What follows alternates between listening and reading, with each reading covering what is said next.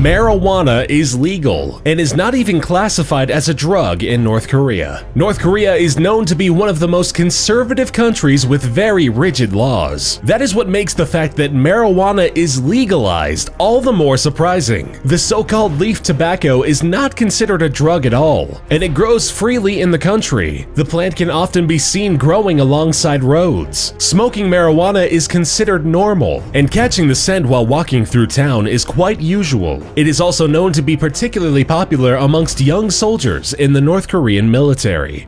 North Koreans may only choose from 28 approved haircuts. Possibly one of the most surprising North Korean laws of all is the one defining which hairstyles are appropriate. Officially, there are only 28 hairstyles which are legal in the country. Men can choose from 10 different types of short haircuts, while women are free to choose from 18 styles. Married women, however, are to have only short hair, while singles can let their hair grow out a little longer. In 2013, North Korea's leader killed his own uncle by throwing him naked into a cage with 120 starving dogs. Kim Jong-un's uncle, Jang Sung-tae, was vice chairman of the National Defense Commission until he was considered a counter-revolutionary. After being proclaimed a traitor, Jang was stripped of all of his posts, expelled from the Workers' Party of Korea, and his image was literally erased. Photos of him being removed from the official media and his presence digitally erased from all photographs with other public officials. Kim Jong-un is known for his brutality, and the fact that the traitor was his family didn't make him reconsider the punishment. Jang and several of his followers were stripped naked and fed alive to previously starved dogs. This brutal execution was watched by hundreds of officials. Possessing Bibles, watching South Korean movies, and distributing pornography may be punishable by death in North Korea. 10,000 people, including women and children, were ordered to go to Shinpung Stadium and witness the execution of 80 people tied to stakes with sacks over their heads. They were executed by machine guns. This was one of the numerous public executions which took place in North Korea and sent 80 people to their deaths. The executed people were charged with crimes of viewing South Korean movies, owning Bibles, watching pornography, and seeking services from prostitutes. There's an organization that parachutes copies of the Bible into North Korea. Although the Bible is banned in North Korea, believers still find ways to get themselves a copy. Bibles are being distributed by North Korean defectors in South Korea via the so-called Bible balloons. The balloons have an imprint of Mark, the shortest of the Gospels, and when the wind allows it, they are sent over the border into North Korea. The balloons have holes poked in them, which eventually make them deflate after floating a certain calculated distance. Guards on the northern borders are required to shoot down the balloons and arrest people that can be associated with them.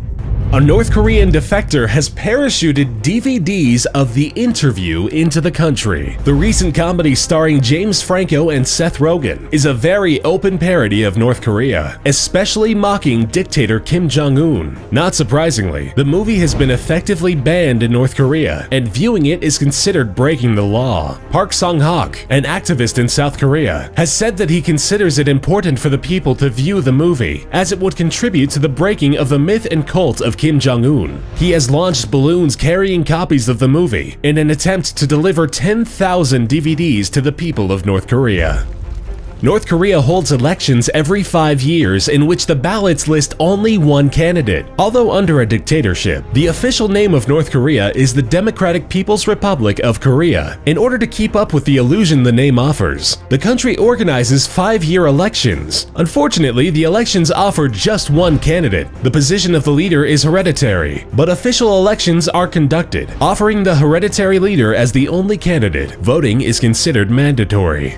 North Korean prison camps are eerily familiar to the death camps that took place during the Holocaust under Hitler's leadership. The UN's Human Rights Council established an international commission which looks into the truth of North Korea's prison camps. A number of disturbing testimonies from former prisoners have been collected, and all of them assert the idea that the labor camps are death camps, largely resembling the ones established during World War II. In inhumane conditions, prisoners are malnourished and regularly regularly tortured, starved, beaten, and deprived of all medication or basic necessities, such as warm clothing or proper food rations. The prisoners, which are largely brought in on suspicion of being against the regime or being associated with anyone who might be against it, are not expected to survive for too long, and their corpses are disposed of by being eaten by dogs. If one person violates a law or is sent to a prison camp, it affects their whole family. Prison camps are a popular solution for crime in North Korea. The brutality of the camps have made them notorious worldwide and are largely labeled as death camps. The prisoners are overworked and starved. However, what is probably the most particular thing about the North Korean prison camps is how people end up in them. If you commit a political crime or are considered a revolutionary and a traitor, it is not only you who gets punished, but your entire family. 3 entire generations of the criminal's family will be imprisoned, as it is believed that the attitudes and disloyalty are carried down the bloodline.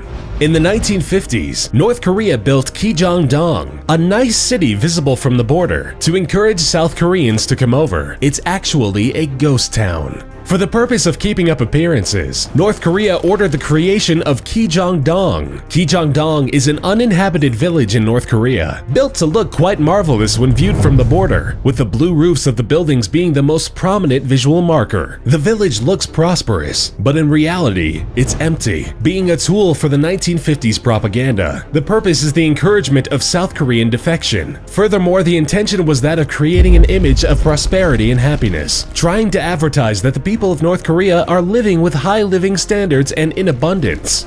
Kim Jong-il's body is preserved in a glass tomb for anyone, including outside tourists, to see. The North Korean government has a desire to keep its citizens from interacting with the outside world, and one of the ways to ensure this is making tourism virtually impossible. There are, however, several traveling agencies which are allowed to make organized tours into North Korea, but they are to follow a government-approved route and are forbidden from using their phones. One of the biggest attractions offered to Western tourists is the embalmed body of Kim Jong-il, laid out in a glass coffin within a state mausoleum.